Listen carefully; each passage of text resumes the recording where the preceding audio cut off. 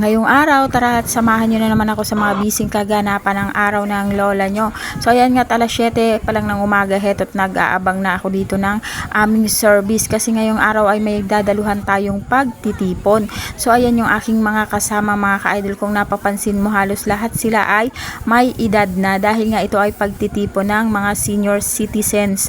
So dahil nga yung aking alaga ay hindi makaka-attend sa pagtitipon na ito, ako ang kanyang representative sa ganitong mga meeting, kaya ayan, kailangan kong umattend sa mga pagtitipong ganito. So ayan, hindi pa senior ang lola nyo pero senior na yung mga pinupuntahang meeting kasi nga wala naman akong choice dahil ako lang naman ang pwedeng dumalo dito sa meeting na ito, kaya ayan, at lumarga na kami mga ka-idol.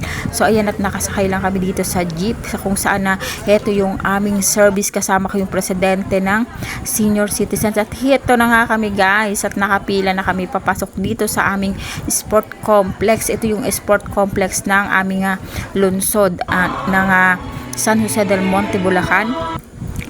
Ito ay tinatawag nila nga sport complex nga guys dahil dito ginaganap ang mga pagtitipong ganito, mga malalaking pagtitipon ng aming lungsod.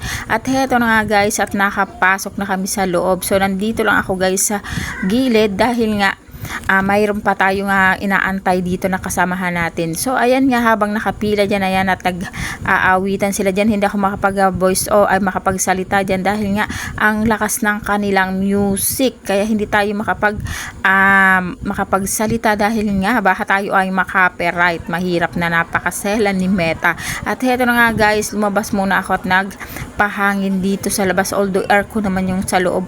Gusto ko lang ating kuhanan ng video yung mga tanawin dito sa harapan ng sport complex.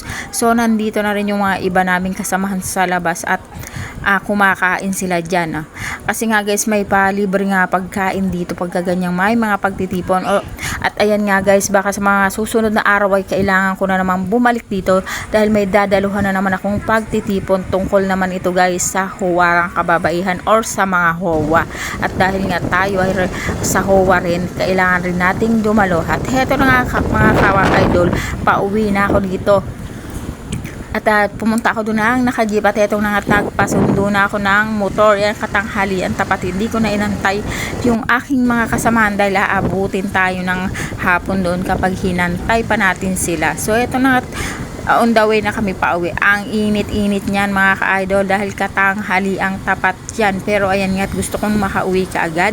Kaya ayan, nagpasundo na ako dito. Sumama na ako dito sa aking kasama sa bahay para naman makauwi na tayo. At ang hirap-hirap kapag bibiyahe ka nga matraffic. So itong motor guys ay pwedeng sumingit kung saan-saan. Kaya ayan, mabilis kaming makakauwi. So ayan nga, sobrang init talaga ng panahon dahil nga yan ay alas 12:30 ng tanghali. So ayan, as you can see, napakalinaw ng kalangitan at ang ganda ng panahon. Yun nga lang, sobrang init talaga mga ka-idol.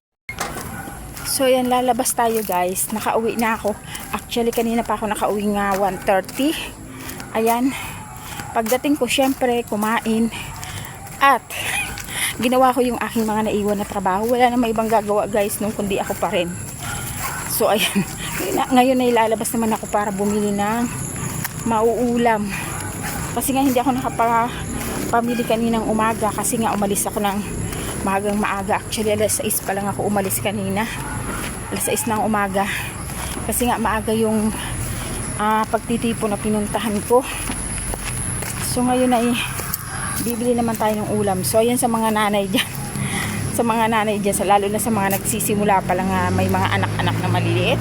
Kung inaakala nyo na kapag lumaki yung mga anak nyo ay makakatulong sa inyo sa gawaing bahay, ay guys, it's a prank. Alam niyo yung pag lumaki yung mga anak nyo, magkakaroon yan ng sarili-sarili nilang buhay, lalo na mga nag-aaral na at nag-uumpisa ng magtrabaho. So yung mga gawaing bahay, kayo pa rin yung gagawa niyan guys. As in, kala mo may makakatulong ka pero it's a prank. It's a big prank talaga guys. Hindi ganun. So ikaw pa rin talaga sa nanay, ikaw talaga lahat ang gagawa. Walang nababago. Kasi pag nagsilaki yan, nagpagtrabaho, syempre busy na sa kanya-kanyang buhay. Hindi ka pa rin giging busy na sa eskwelahan, sa trabaho, at sa mga iba-ibang bagay. Alam niyo yun.